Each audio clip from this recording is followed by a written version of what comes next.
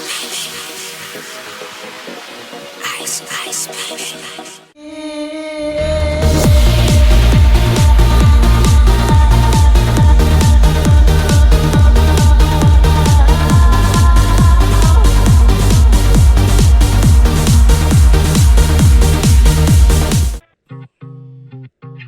been drinking, floating, caught in my emotions, losing my mind. I've been drinking coke.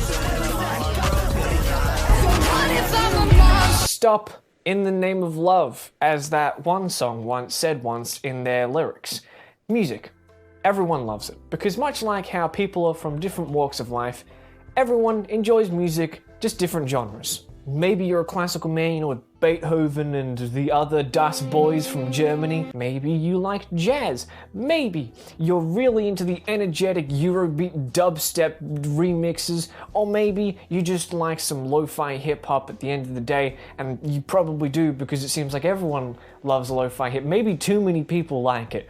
But the point is, no matter who you are, no matter what you like, you're always right, because it's your style of music. It's what you choose. Unless you like dubstep, because then you're wrong. My point is that even if you really, really dislike a certain song or a certain genre or a certain creator, that being Pitbull, if you air that distaste, people from somewhere across the globe will hastily rush to defend their favorite whatever.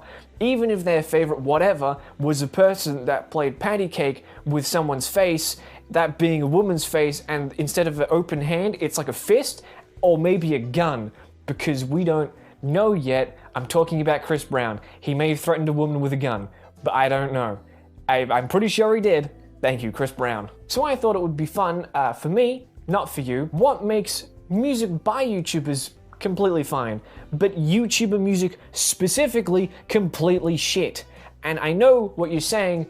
Wow, this is an amazing idea. And I must say, I know, because I've done like 100 of them, and one of them has to be good.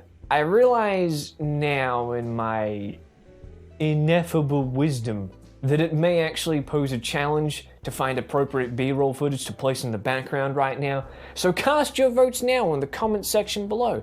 Type A if you want me to have no background footage and you want this to stop, please God, make it stop. Or B, have background footage. But I warn you, I'm voting for B, and my vote is worth infinity plus 1. Now, outside of research for my own videos, I've actually watched a significant amount of YouTuber music videos, so to speak, because what can I say? I just really adore the cinematography. There is cinematography. They use cameras.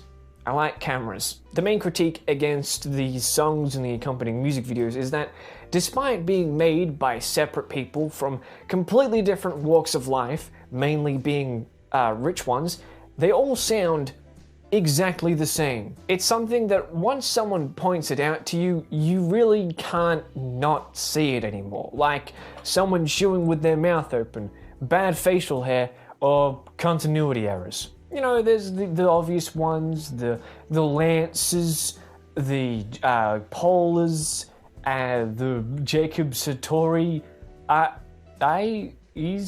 What's the plural for it? You know, it doesn't matter. The point is that when it comes to big creators cashing in by making bland, shitty music, point a finger in any direction and you'll find someone for sure. But the trend reaches even further than that. Again, this revelation isn't exactly the big bang of revelations.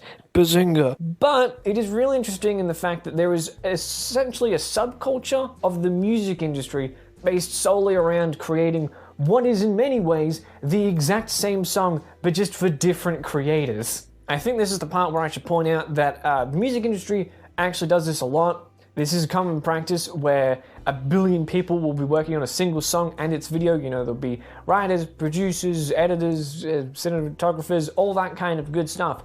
But usually, the person who is actually the figurehead of that song has some kind of talent because they have to have worked up to having that much money rather than, I don't know, being an accountant for 17 years and then spending that money on music. Most of the time, they have something that they can add by themselves to that song. Like, I don't know, being able to fucking rap or sing. The most obvious, most overused, but still most relevant example in this case is our favorite ex-family YouTuber, Rice Gum.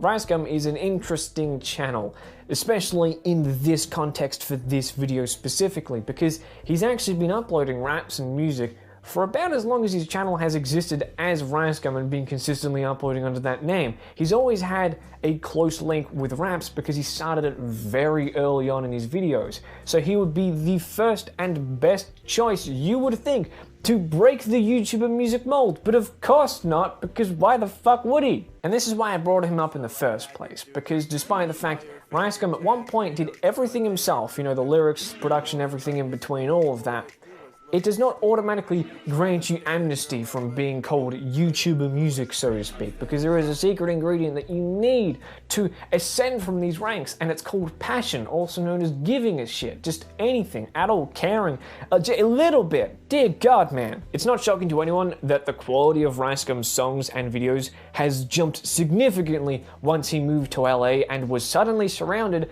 by a bunch of way more talented and way more driven people who did basically everything else for him apart from deliver the lines, which is arguably the weakest part and the least you could possibly do. The singular dude hanging lighting fixtures is probably doing more work than he is. That fact becomes incredibly apparent once you watch the Gabby Show diss track, because despite the fact it is the third video released in a 3-month period that also included It's Every Night Sis and God Church, which, among other things, is his best work so far, even though it's terrible, the Gabby Show diss track, which should have been a culmination of those last 2 videos and those last 2 songs, is completely shit because he admits in the song he wrote it himself. Why would you do that? That's not proving a point if it sucks. It's also the only song out of those 3 that I can't find any production credits for, you know, like writing and all that kind of stuff. So I completely believe that he wrote this one himself, as it sounds exactly like his very first raps on his channel when he had no experience and he clearly didn't care. He has less character development than an 80s sitcom that got cancelled after the fucking pilot. Since he's moved to LA, every single one of his songs has had multiple writing credits on it, even though this is rap, you know, the genre where you're expected to do all of the writing yourself. I guess not. Ricegum doesn't do that. In fact, he's not even a fucking writer on any of his songs except for Fortnite and Chill, because I guess he was really passionate about the creative direction of that specific song. I don't even really know. That song was kind of shit as well. But either way, he doesn't actually do the production himself, which isn't exactly expected, but it would have been a nice bonus. Now, he hasn't done that forever, because he gets a team called Green Addicts to do it for him, as well as the cinematography, and the editing, and basically everything that is actually kind of good. Except for his Gabby Show, where he uses a remix of a Drake production that already exists.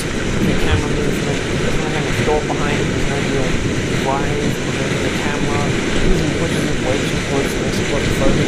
The lyrics just are absolutely amazing, because everything he's gained from LA has been stripped away from him for a split second, and you gain this moment of clarity where you realize, oh, you don't care, you just want money. Oh, fuck. Speaking of money, Jake Paul enters the fray and ruins everything again. Now, even though I've spent the last however long talking about Ricegum and his music, Jake Paul is far worse with how he does it. He completely embodies everything I was using Ricegum as an example for, and more. Jake has a surprising amount of songs under his belt, especially for someone who did not come mainly from the music industry and does not devote most of their time to it. But his songs are insultingly basic and almost oppressively shit, because nobody involved cares. Which leads me to why creators even bother with music if they don't care about it creatively, if they don't want to work on it.